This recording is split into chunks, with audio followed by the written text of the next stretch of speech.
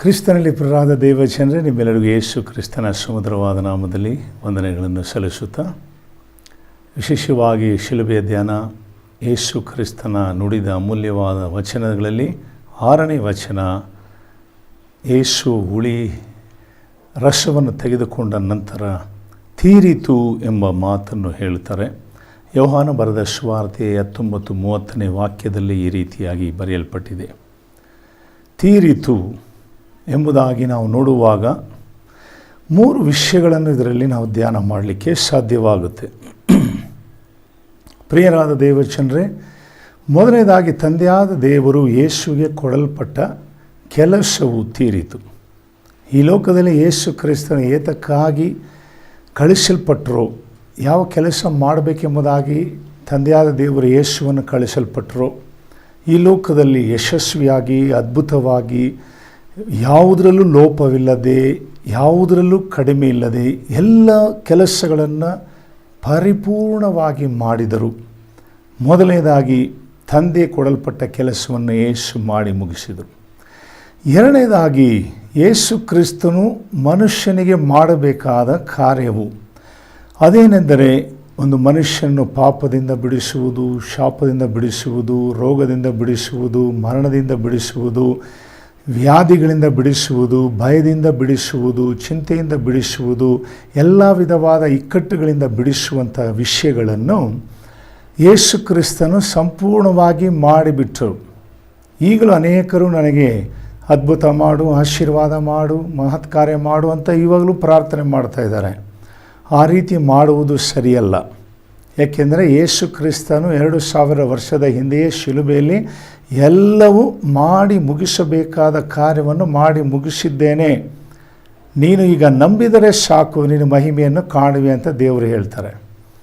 ಈ ದಿನದಲ್ಲಿ ಮನುಷ್ಯನಿಗಾಗಿ ಯೇಸು ಕ್ರಿಸ್ತನು ಮಾಡಬೇಕಾದ ಎಲ್ಲ ಕಾರ್ಯಗಳನ್ನು ಒಂದನ್ನು ಬಿಡದೆ, ನಿನ್ನ ಅವಶ್ಯಕತೆಗಳ ವಿಷಯವಾಗಿರ್ಬೋದು, ನಿನ್ನ ಆರೋಗ್ಯದ ವಿಷಯವಾಗಿರ್ಬೋದು, ಕೆಲಸದ ವಿಷಯ ಆಗಿರ್ಬೋದು, ನಿನ್ನ ಎಲ್ಲ ವಿಧವಾದಂತಹ ಕಾರ್ಯಗಳಲ್ಲಿಯೂ ಯೇಸು ಕ್ರಿಸ್ತನು ಸ್ಪಷ್ಟವಾಗಿ ಹೇಳ್ತಾರೆ, ನಾನು ನಿಮಗೆ ಮಾಡಿದ ಕಾರ್ಯವನ್ನು ತೀರಿಸಿದ್ದೇನೆ, ಎಲ್ಲ ಮುಗಿಸಿದ್ದೇನೆ, ಇನ್ಯಾವುದು ಬ್ಯಾಲೆನ್ಸಿಂಗ್ ಯಾವುದೂ ಇಲ್ಲ. ನಿನ್ನ ಪಾಪ ಇನ್ನೂ ಕ್ಷಮಿಸಲ್ಪಟ್ಟಿಲ್ಲ ಎಂಬುದಾಗಿ ತಿಳ್ಕೋಬೇಡ. ಯೇಸು ಕ್ರಿಸ್ತನು ಸಂಪೂರ್ಣವಾಗಿ ಶಿಲುಬೆಯ ಮೂಲಕ ಪಾಪವನ್ನು ತೀರಿಸಿದ್ದಾರೆ, ಶಾಪವನ್ನು ತೀರಿಸಿದ್ದಾರೆ, ಅಪರಾಧವನ್ನು ತೀರಿಸಿದ್ದಾರೆ, ನಿನ್ನ ಎಲ್ಲ ದ್ರೋಹವನ್ನು ತೀರಿಸಿದ್ದಾರೆ, ನಿನಗೆ ಬರಬೇಕಾದ ಎಲ್ಲ ದಂಡನೆಯನ್ನು ಅವರೇ ಹೊತ್ತುಕೊಂಡು ತೀರಿಸಿದ್ದಾರೆ. ಹಲ್ಲೆಲೂಯಾ, ದೇವರಿಗೆ ಸ್ತೋತ್ರ, ದೇವರ ನಾಮ ಮಹಿಮೆ ಪಡಲಿ. ಮೂರನೇದಾಗಿ ಯೇಸು ಕ್ರಿಸ್ತನು ಸೈತಾನನ ವಿಷಯದಲ್ಲಿ ಮಾಡಬೇಕಾದ ಕಾರ್ಯವನ್ನು ಮಾಡಿ ಮುಗಿಸಿದ್ದಾರೆ. ಅದೇನೆಂದರೆ, ಅವನ ಅಧಿಕಾರವನ್ನು ಮುರಿದು ಹಾಕಿದ್ದಾರೆ, ಸೈತಾನ ಶಕ್ತಿಯನ್ನು ಮುರಿದು ಹಾಕಿದ್ದಾರೆ, ಸೈತಾನ ತಂತ್ರವನ್ನು ಮುರಿದು ಹಾಕಿದ್ದಾರೆ, ಸೈತಾನ ಎಲ್ಲ ಬಲವನ್ನು ಮುರಿದು ಹಾಕಿದ್ದಾರೆ, ಸೈತಾನನ ಎಲ್ಲ ತಲೆಯನ್ನು ಜಜ್ಜಿ ಹಾಕಿದ್ದಾರೆ ಶಿಲುಬೆಯಲ್ಲಿ, ಸೈತಾನನನ್ನು ಕಾಲ ಕೆಳಗೆ ಹಾಕಿ ನಾಶ ಮಾಡಿದ್ದಾರೆ. ಹೌದು ಪ್ರಿಯರೇ, ಅದಕ್ಕಾಗಿಯೇ ಈ 3 ವಿಷಯಗಳಲ್ಲಿ ನಾವು ತಿಳಿದುಕೊಳ್ಳಬೇಕು. ಯೇಸು ಕ್ರಿಸ್ತನು ಮಾಡಬೇಕಾದ ಎಲ್ಲ ಕಾರ್ಯವನ್ನು ಮಾಡಿ ಮುಗಿಸಿದ್ದಾನೆ. ಈ ದಿನದಲ್ಲಿ ಒಂದು ಮನೆಯನ್ನು ಕಟ್ಟುವಂಥ ಮೇಸ್ತ್ರಿಯನ್ನು ಕೇಳುವಾಗ ಆತನು ಹೇಳ್ತಾನೆ, ಮನೆಯನ್ನು ಕಟ್ಟಿ ಮುಗಿಸಿದ್ದೇನೆ. ಅದೇ ಪ್ರಕಾರ ಡ್ಯಾಮನ್ನು ಕಟ್ಟುವ ಒಂದು ವ್ಯಕ್ತಿಯನ್ನು ನಾವು ಕೇಳುವಾಗ, ಡ್ಯಾಮನ್ನು ಕಟ್ಟಿ ಮುಗಿಸಿದ್ದೇನೆ. ಅದೇ ಪ್ರಕಾರವಾಗಿ ಈ ಲೋಕದಲ್ಲಿ ಅನೇಕ ಕೆಲಸ, ಒಂದು ಪ್ರೊಡಕ್ಷನ್ ವಿಷಯವಾಗಿರಲಿ, ನಾನು ಮಾಡಿ ಮುಗಿಸಿದ್ದೇನೆ ಎಂಬುದಾಗಿ ಅನೇಕರು ಹೇಳುತ್ತಾರೆ. ಅದೇ ಪ್ರಕಾರ ಯೇಸು ಕ್ರಿಸ್ತನ ಈ ಲೋಕದಲ್ಲಿ ಮನುಷ್ಯನಿಗೆ ಮಾಡಬೇಕಾದ ಎಲ್ಲವನ್ನು ಮಾಡಿ ಮುಗಿಸಿದ್ದಾರೆ. ಇನ್ನೊಂದು ವಚನವನ್ನು ಓದಿಕೊಳ್ಳೋಣ. ಯೋಹಾನ ಬರೆದ ಸುವಾರ್ತೆ 17:4ನೇ ವಾಕ್ಯವನ್ನು ನೋಡಿಕೊಳ್ಳೋಣ. ಆ ವಾಕ್ಯದಲ್ಲಿ ಏನು ಬರೆಯಲ್ಪಟ್ಟಿದೆ ಎಂಬುದನ್ನು ನೋಡೋಣ. ನೀನು ನನಗೆ ಕೊಟ್ಟ ಕೆಲಸವನ್ನು ನಾನು ನೆರವೇರಿಸಿ ನಿನ್ನ ಭೂಲೋಕದಲ್ಲಿ ಮಹಿಮೆ ಪಡಿಸಿದ್ದೇನೆ. ಹೌದು ಪ್ರಿಯ ದೇವಜನರೇ, ದೇವರು ನಮಗೆ ಕೊಡಲ್ಪಟ್ಟ, ಯೇಸು ಕ್ರಿಸ್ತ ನಮಗೆ ಕೊಡಲ್ಪಟ್ಟ ಕೆಲಸವನ್ನು ದೇವರು ಮಾಡಿ ಮುಗಿಸಿದ್ದಾನೆ. ಈ ದಿನದಲ್ಲಿ ಸತ್ಯವನ್ನು ನಾವು ಸರಿಯಾಗಿ ತಿಳಿದುಕೊಳ್ಳಬೇಕು. ಯೇಸು ಕ್ರಿಸ್ತನ ಶಿಲುಬೆಯಲ್ಲಿ ಅದ್ಭುತವಾದ ಮಾತು, ಈ ಲೋಕದಲ್ಲಿ ಯಾರೂ ಮಾಡೋಕ್ಕಾಗದೇ ಇರುವಂಥ ಕಾರ್ಯವನ್ನು ಯೇಸು ಕ್ರಿಸ್ತನು ಶಿಲುಬೆಯಲ್ಲಿ ಮಾಡಿ ತೀರಿಸಿದ್ದಾರೆ. ಇವತ್ತು ಅನೇಕರು ಮಾಡು ಅಂತ ಹೇಳ್ತಾ ಇದ್ದೀರಾ, ದೇವರ ಹತ್ರ ಕೊಡು ಅಂತ ಹೇಳ್ತಾ ಇದ್ದೀರಾ, ಅದ್ಭುತ ಮಾಡು ಅಂತ ಹೇಳ್ತಾ ಇದ್ದೀರಾ, ನಮಗೆ ಆ ಕೆಲಸ ಆಗಬೇಕು ಅದನ್ನು ಮಾಡಿಕೊಡು ಅಂತ ಹೇಳ್ತಾ ಇದ್ದೀರಾ, ಈ ಕಾಯಿಲೆ ವಾಸಿ ಮಾಡು ಅಂತ ಹೇಳ್ತೀರಾ. ಅದು ಮಾತ್ರವಲ್ಲ, ಇನ್ನೂ ಅನೇಕ ಬೇಡಿಕೆಗಳನ್ನು ದೇವರ ಮುಂದೆ ಇಡ್ತಾ ಇದ್ದೀರ. ಆದರೆ ನೀವು ಮಾಡಬೇಕಾದ ಪ್ರಾರ್ಥನೆ ಯಾವ ರೀತಿಯಾಗಿರಬೇಕಂದ್ರೆ, ದೇವರೇ ಶಿಲುಬೆಯಲ್ಲಿ ನೀನು ಎಲ್ಲವನ್ನು ಮಾಡಿದ್ದೀಯಾ, ನಾನು ನಂಬುತ್ತೇನೆ, ಅದನ್ನು ಪಡೆದುಕೊಳ್ಳುತ್ತೇನೆ ಎಂಬುದಾಗಿ ನೀನು ಹೇಳುವುದಾದರೆ ಎಲ್ಲ ಆಶೀರ್ವಾದ ನೀನು ಪಡೆದುಕೊಳ್ಳು. ಹೌದು, ನನ್ನ ಪಾಪಗಳನ್ನು ನೀನು ಶಿಲುಬೆಯಲ್ಲಿ ಹೊತ್ತು ತೀರಿಸಿದ್ದೀಯಾ, ಇವತ್ತು ನನ್ನ ಪಾಪಗಳನ್ನು ನೀನು ಒತ್ತಿ ತೀರಿಸಿದ್ದರಿಂದ ನಾನು ನಂಬುತ್ತೇನೆ, ನನ್ನ ಪಾಪ ಪರಿಹಾರವಾಯಿತು. ಹಾಗೆ ಹೇಳಿದ್ರೆ ಸಾಕು, ನಿನ್ನ ಪಾಪ ಪರಿಹಾರವಾಗಿ ತೀರಿ ಹೋಗುತ್ತದೆ. ನಿನ್ನ ಶಾಪವು ಹಾಗೆಯೇ, ನನ್ನ ಶಾಪವನ್ನು ಮುಳ್ಳಿನ ಕಿರೀಟದ ಮೂಲಕವಾಗಿ ಹೊತ್ತುಕೊಂಡು ತೀರಿಸಿದ್ದೀಯಾ. ದೇವರೇ, ನಿನ್ನ ಮೇಲೆ ಇನ್ನು ಮೇಲೆ ಯಾವ ಶಾಪವು ನಮ್ಮನ್ನು ಮುಟ್ಟುವುದಿಲ್ಲ. ಹಾಗೆ ಎಲ್ಲ ಮಾಟ ಮಂತ್ರಗಳನ್ನು ಸಹ ತೀರಿಸಿದ್ದೀಯಾ. ನನಗೂ ನನ್ನ ಕುಟುಂಬಕ್ಕೂ ಮಕ್ಕಳಿಗೆ ಯಾವ ಮಾಟ ಮಂತ್ರವೂ ತಗಲುವುದಿಲ್ಲ ಅಂತ ನೀನು ಹೇಳುವಾಗ ದೇವರು ನಿನ್ನನ್ನು ಆಶೀರ್ವದಿಸುತ್ತಾನೆ. ಹೌದು ಪ್ರಿಯ ದೇವಚನರೇ, ದೇವರು ನಮಗೋಸ್ಕರ ಎಲ್ಲವನ್ನು ಮಾಡಿದ್ದಾರೆ, ಯಾವುದೂ ಬಿಟ್ಟಿಲ್ಲ, ಎಲ್ಲವನ್ನು ಮಾಡಿದ್ದಾರೆ. ಹೌದು ಪ್ರಿಯರೇ, ಈ ದಿನ ನಿಮ್ಮ ಜೀವಿತದಲ್ಲಿ ಎಲ್ಲವನ್ನು ದೇವರು ಮಾಡಬೇಕಾ?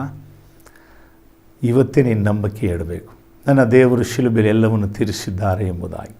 ಅದಕ್ಕೆ ದೇವರು ಪೌಲನು ಹೇಳ್ತಾ ಇದ್ದಾನೆ, 2 ತಿಮೋತಿ 4:7 ವಾಕ್ಯದಲ್ಲಿ ನಾವು ನೋಡುವಾಗ, ಶ್ರೇಷ್ಠ ಹೋರಾಟವನ್ನು ಹೋರಾಡಿದ್ದೇನೆ, ನನ್ನ ಓಟವನ್ನು ಕಡೆಗಣಿಸಿದ್ದೇನೆ, ಜಯಮಾಲೆಯನ್ನು ಹೊಂದಿಕೊಂಡಿದ್ದೇನೆ.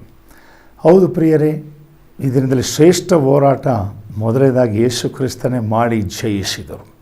ಈ ದಿನ ಯೇಸು ಕ್ರಿಸ್ತನ ಎಲ್ಲದರ ಮೇಲೆ ಜಯವನ್ನು ಎಲ್ಲವನ್ನು ಮಾಡಿ ಮುಗಿಸಿದ ಏಕೈಕ ದೇವರು ರಕ್ಷಕನೆಂದರೆ ಯೇಸು ಕ್ರಿಸ್ತನಾಗಿದ್ದಾರೆ. ಹೌದು ಪ್ರಿಯರಾದವರೇ, ನಿಮ್ಮ ಜೀವಿತದಲ್ಲಿಯೂ ನೀವು ಇದುವರೆಗೂ ನಿಮ್ಮ ಜೀವಿತದಲ್ಲಿ ಪ್ರಾರ್ಥನೆ ಮಾಡು ದೇವರೇ, ಕೊಡು ದೇವರೇ, ಹಂಗೆ ಮಾಡು, ಹೀಗೆ ಮಾಡು, ಹೀಗೆ ಕೊಡು, ಆ ರೀತಿಯಾಗಿ ಕೊಡು, ಈ ರೀತಿಯಾಗಿ ಅದ್ಭುತ ನಡೆಸು, ನಮ್ಮ ಮಕ್ಕಳಿಲ್ಲ ಕೊಡು, ಕೆಲಸ ಇಲ್ಲ ಕೊಡು, ಮನೆ ಇಲ್ಲ ಕೊಡು, ಹಣ ಇಲ್ಲ ಕೊಡು ಅಂತ ಕೇಳುವುದನ್ನು ಬಿಟ್ಟು ನೀನು ಎಲ್ಲವನ್ನು ಕೊಟ್ಟಿದೆಯಾ ಎಂದು ನಾನು ನಂಬುತ್ತೇನೆ. ಈ ಶಿಲುಬೆಯಲ್ಲಿ ಈ ವಾಕ್ಯ ಹೇಳಿದ ಮೂಲಕವಾಗಿ ಎಲ್ಲವನ್ನು ನನಗೆ ಅನುಗ್ರಹಿಸಿದೆ ಅಂತ ಹೇಳಿ ನಾನು ನಂಬುತ್ತೇನೆ ಅಂತ ನೀನು ಹೇಳುವಾಗ ತಕ್ಷಣವೇ ನೀನು ಆಶೀರ್ವಾದವನ್ನು ಪಡೆದುಕೊಳ್ಳುತ್ತೀರಾ ಪ್ರಿಯರೇ. ಹೌದು ಪ್ರಿಯ ದೇವಚನರೇ, ಒಂದು ಸಹೋದರಿ ಇದೇ ರೀತಿಯಾಗಿ ಅವರ ಕುಟುಂಬದಲ್ಲಿ ಅವರು ಪ್ರಾರ್ಥನೆ ಮಾಡ್ತಾಯಿದ್ರು. ಏನಂತ ಪ್ರಾರ್ಥನೆ ಮಾಡ್ತಾಯಿದ್ರು ಅಂದರೆ, ಅವರಿಗೆ ಮಕ್ಕಳಿಲ್ಲ. ದೇವರೇ, ನನಗೊಂದು ಮಗು ಕೊಡು, ಮಗು ಕೊಡು, ಮಗು ಕೊಡು ಅಂತ ಕೇಳ್ತಾಯಿದ್ರು. ಅವ್ರಿಗೆ ಅನೇಕ ದಿನಗಳು ಮಕ್ಕಳು ಕೊಡಲಿಲ್ಲ ದೇವರು. ಒಂದು ದಿವಸ ಚರ್ಚಿಗೆ ಬಂದಾಗ ದೇವರು ಮಾತಾಡಿದ್ರು ಇದೇ ರೀತಿ ವಾಕ್ಯದ ಮೂಲಕವಾಗಿ, ಕೊಡು ಅಂತ ಕೇಳಬೇಡ, ಕೊಟ್ಟಿದೀಯಾ, ಇಲ್ಲದೇ ಇರುವುದನ್ನು ಇದೆ ಎಂಬುದಾಗಿ ನೀನು ತಿಳಿದುಕೊಂಡು ನಂಬಿ ದೇವರ ಹತ್ರ ಕೇಳಿದ್ರೆ ದೇವರು ಕೊಡ್ತಾರೆ. ಹೌದು, ಆಕೆ ಆವಾಗ ಅವರ ಕಣ್ಗಳು ತೆರೆಯಲ್ಪಟ್ಟು ಆಕೆ ಪ್ರಾರ್ಥಿಸುತ್ತಾಳೆ, ದೇವರೇ ನೀನು ನನಗೆ ಒಂದು ಮಗು ಕೊಟ್ಟಿದ್ದೀಯ ಅಂತ ನಾನು ನಂಬುತ್ತೇನೆ ಅಂತ ಹೇಳಿ ಪ್ರಾರ್ಥನೆ ಮಾಡುವಾಗ ಶೀಘ್ರವಾಗಿ ಕೆಲವು ದಿನಗಳಲ್ಲಿಯೇ ದೇವರ ಅದ್ಭುತವಾಗಿ ಗರ್ಭಿಣಿ ಆಗುವಂತೆ ಆಕೆಗೆ ಆಶೀರ್ವಾದ ಮಾಡಿದ್ರು. ಹೌದು ಪ್ರಿಯರೇ, ಈ ದಿನದಲ್ಲಿ ನಿನ್ನ ಜೀವಿತದಲ್ಲಿ ಒಂದು ವೇಳೆ ಆಶೀರ್ವಾದ ಅನ್ನೋದು ಕಾಣ್ತಾ ಇಲ್ವಾ? ಆದರೆ ಇವತ್ತು ಯೇಸು ಹೇಳ್ತಾರೆ, ಎಲ್ಲವನ್ನು ನಾನು ತೀರಿಸಿದ್ದೇನೆ, ಎಲ್ಲವನ್ನು ಮಾಡಬೇಕಾದ ಕೆಲಸವನ್ನು ಮಾಡಿದ್ದೇನೆ, ಎಲ್ಲವನ್ನು ನಿನಗೆ ಮಾಡಬೇಕಾದ ಆಶೀರ್ವಾದಗಳು, ಕೊಡಬೇಕಾದ ಕೃಪೆ, ವರಗಳು, ಅಭಿಷೇಕ ಎಲ್ಲ ನನಗಿನ್ನೂ ವರ ಬಂದಿಲ್ಲ, ಇನ್ನೂ ಕೃಪೆ ಬಂದಿಲ್ಲ, ಇನ್ನೂ ಪವಿತ್ರಾತ್ಮ ಬಂದಿಲ್ಲ, ಪವಿತ್ರಾತ್ಮನ ಅಭಿಷೇಕ ಬಂದಿಲ್ಲ, ಈ ರೀತಿಯಾಗಿ ನೀನು ಹೇಳಬಾರ್ದು. ಯಾವಾಗ ಯೇಸುವನ್ನು ನಂಬಿದೋ ಆ ದಿನವೇ ಎಲ್ಲವೂ ನಿನಗೆ ಕೊಡಲ್ಪಟ್ಟಿದೆ. ಅದನ್ನು ನಿನ್ನ ನಾಮದಲ್ಲಿ ನಂಬಬೇಕು, ವಿಶ್ವಾಸ ಇಡಬೇಕು, ದೇವರಲ್ಲಿ ಭರವಸೆ ಇಡಬೇಕು. ಆಗ ಎಲ್ಲವನ್ನು ನೀನು ಪಡೆದುಕೊಳ್ಳುತ್ತೀಯ ಪ್ರಿಯರೇ. ಹೌದು ಪ್ರಿಯರಾದ ದೇವಚಂದ್ರ, ಇಡೀ ಲೋಕಕ್ಕೆ ದೇವರು ಅದ್ಭುತವಾದ ಸಂದೇಶ, ಇದು 6ನೇ ಸಂದೇಶ ತೀರಿತು. ಹೌದು ಪ್ರಿಯರೇ, ನಿಮ್ಮ ಜೀವಿತದಲ್ಲಿ ನಿಮಗೂ ಒಂದು ಅದ್ಭುತವಾದಂತಹ ಕಾರ್ಯವನ್ನು ದೇವರು ನಿನಗೋಸ್ಕರ ದೇವರು ಮಾಡುವರಾಗಿದ್ದಾರೆ. ನಾವೀಗ ಪ್ರಾರ್ಥಿಸೋಣ. ಪ್ರೀತಿ ಸ್ವರೂಪನಾದ ದೇವರೇ, ಈ ದಿನದಲ್ಲಿ ಈ ವಾಕ್ಯದ ಮೂಲಕ ನೀನು ಮಾತಾಡಿದ ನಾವು ನಂಬುತ್ತೇವೆ. ಯೇಸು ಕ್ರಿಸ್ತನ ಶಿಲುಬೆಯಲ್ಲಿ ಹೌದು ರಾಜ, ತಂದೆಯಾದ ದೇವರು ಕೊಟ್ಟ ಕೆಲಸವನ್ನು ಮಾಡಿ ಮುಗಿಸಿದ್ದೀಯ. ಮನುಷ್ಯರಿಗಾಗಿ ಮಾಡಬೇಕಾದ ಎಲ್ಲ ಕರ್ತವ್ಯಗಳನ್ನು, ಅದ್ಭುತಗಳನ್ನು, ಆಶೀರ್ವಾದಗಳನ್ನು ಮಾಡಬೇಕಾದನ್ನು ನೀನು ಮಾಡಿದ್ದೀಯ. ಕಡೆಯದಾಗಿ ನಮ್ಮ ಶತ್ರುವಾದ ಸೈತಾನನನ್ನು ನೀನು ಸಂಪೂರ್ಣ ಸೋಲಿಸಿ ಅಳಿಸಿ ಅವನ ಶಕ್ತಿಯನ್ನು ಇಲ್ಲದಂತೆ ಮಾಡಿ ನೀನು ಅವನನ್ನು ಶಿಲುಬೆಯಲ್ಲಿ ಜಜ್ಜಲ್ಪಟ್ಟಿದ್ದೀಯ. ಅದಕ್ಕಾಗಿ ಸ್ತೋತ್ರ. ನೀನು ಎಲ್ಲವನ್ನು ಮಾಡಿದ್ದಿ, ನೀನು ಎಲ್ಲದರಲ್ಲೂ ಜಯ ಕೊಟ್ಟಿದ್ದಿ. ಎಲ್ಲ ವಿಷಯದಲ್ಲಿ ನೀನು ಆಶೀರ್ವಾದ ಕೊಟ್ಟಿದ್ದಿ. ಈ ಜಯದ ನುಡಿಯಾಗಿರುವ ಈ ಮಾತು ಎಲ್ಲರಿಗೂ ಜಯವನ್ನು ಉಂಟು ಮಾಡಲಿ. ಈ ವಾಕ್ಯದ ಮೂಲಕ ಅನೇಕರ ಕಣ್ಣುಗಳು, ಕಿವಿಗಳು, ಹೃದಯಗಳು ತೆರೆಯಲ್ಪಡಲಿ. ಅನೇಕರ ಜೀವಿತದಲ್ಲಿ ಆಶೀರ್ವಾದವು ಕಾಣಲ್ಪಡಲಿ. ಅನೇಕರಿಗೆ ದೇವರು ಮೇಲುಗಳ ಶುಭಗಳನ್ನು ಉಂಟು ಮಾಡಲಿ ಎಂಬುದಾಗಿ ಕರ್ತನೇ, ಈ ದಿನದಲ್ಲಿ ಪ್ರತಿಯೊಬ್ಬರು ಮಾಡುವ ಪ್ರಾರ್ಥನೆಯಲ್ಲಿ ಒಂದು ಬದಲಾವಣೆ ಕಾಣಬೇಕೆಂಬುದಾಗಿ ನಾನು ಪ್ರಾರ್ಥಿಸ್ತೇನೆ. ಕ್ರಿಸ್ತೇಶು ನಮಗಾಗಿ ಎಲ್ಲವನ್ನು ಕೊಟ್ಟಿದ್ದಾರೆ. ಶಿಲುಬೆಯಲ್ಲಿ ಕೊಟ್ಟು 2024 ವರ್ಷಗಳಾಗಿದೆ. ಹೌದು ಸ್ವಾಮಿ, ಈಗಲೂ ಅನೇಕರು ಕೊಡುವಂತ ಕೇಳುವುದನ್ನು ಬಿಟ್ಟು ನೀನು ಕೊಟ್ಟಿದ್ದೀಯಾ ಎಂದು ನಾನು ವಿಶ್ವಾಸ ಇಡುತ್ತೇನೆ, ನಂಬುತ್ತೇನೆ ಎನ್ನುವ ಮೂಲಕ ಆಶೀರ್ವಾದ ಪಡೆದುಕೊಳ್ಳಿ ಎಂಬುದಾಗಿ ಕರ್ತನು ಒಡೆಯನು ರಕ್ಷಕನಾದ ಯೇಸುವಿನ ಹೆಸರಿನಲ್ಲಿ ಪ್ರಾರ್ಥಿಸುತ್ತೇವೆ ತಂದೆಯೇ, ಆಮೇನ್. ಪ್ರಿಯ ದೇವಚನರೇ, ಈ ವಾಕ್ಯ ನಿಮಗೆ ಆಶೀರ್ವಾದವಾಗಿದೆ ಎಂಬುದಾಗಿ ನಾನು ನಂಬುತ್ತೇನೆ. ದೇವರು ನಿಮ್ಮನ್ನು ಹೆಚ್ಚಾಗಿ ಆಶೀರ್ವದಿಸಲಿ. ಈ ಒಂದು ವಿಡಿಯೋಗಳನ್ನು ಇನ್ನೂ ಹೆಚ್ಚಾಗಿ ನೀವು ನೋಡಬೇಕೆಂಬುದಾಗಿ ಬಯಸುವುದಾದರೆ ನಮ್ಮ ಯೂಟ್ಯೂಬ್ ಚಾನಲ್ ಅನ್ನು ನೀವು ಸಬ್ಸ್ಕ್ರೈಬ್ ಮಾಡಿ ಮತ್ತು ಇನ್ನೂ ಅನೇಕರಿಗೆ ಶೇರ್ ಮಾಡಿ. ದೇವರು ನಿಮ್ಮನ್ನು, ಕುಟುಂಬವನ್ನು ಹೇರಾಳವಾಗಿ ಆಶೀರ್ವಾದ ಮಾಡಲಿ. ಆಮೇನ್.